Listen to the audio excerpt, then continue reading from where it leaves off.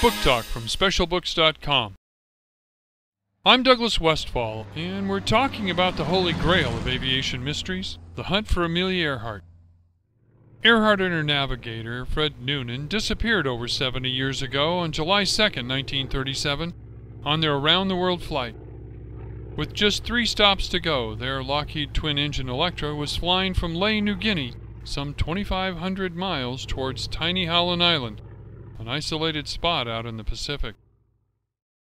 Earhart had left Oakland, California, that May on her world flight and was now flying over the Central Pacific Ocean. Waiting offshore at Howland was the U.S. Coast Guard cutter Itasca. At 7:42 in the morning, they heard her radio. "Calling Itasca.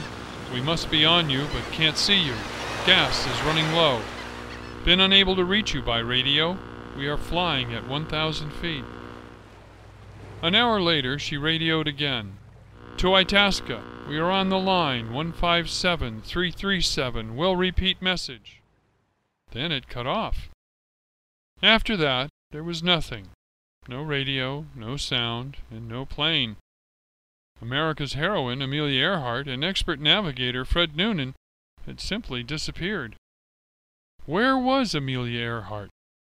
To find the answer, we're going to ask the men who were on the Earhart search, and the man that built Earhart's airplane. Could Amelia Earhart and Fred Noonan have splash-landed into the sea? Bud Edwards of the USS Lexington says no. With 40 planes in the air at a time, they covered 150,000 square miles of open water and didn't see a thing. Did Earhart and Noonan crash land onto the shores of a distant island?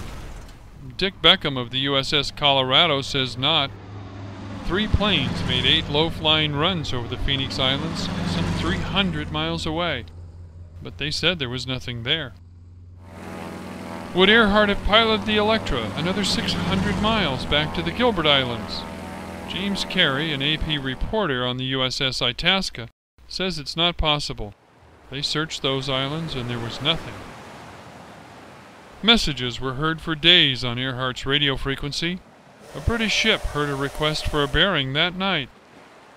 The following day, a woman's voice was heard to say, "Off Howland Island, battery weak, can't last long."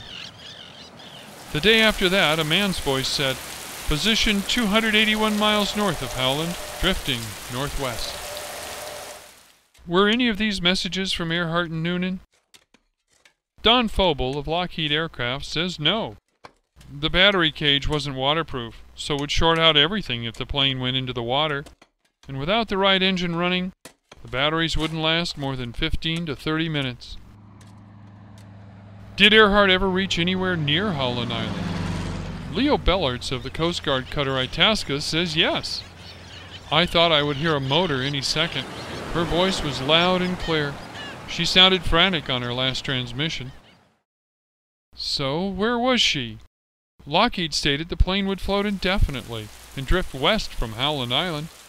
Yet the U.S. Navy searched that area and didn't find anything.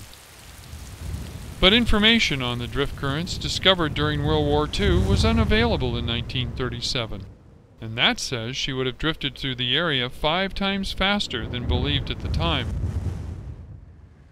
That means our Navy was searching that area some 2 weeks after she had drifted through.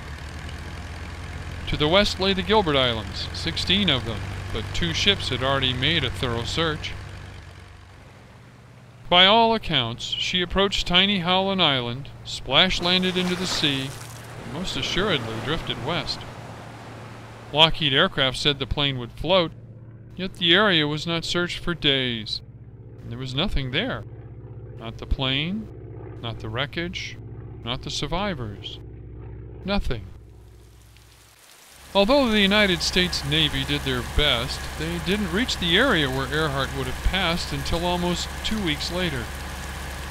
The more than 3,000 men of the United States Navy and the United States Coast Guard had done their duty, risked their lives, and perhaps searched in vain.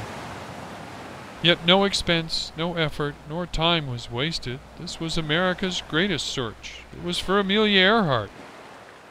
But where was Amelia? Perhaps someone else was on the hunt.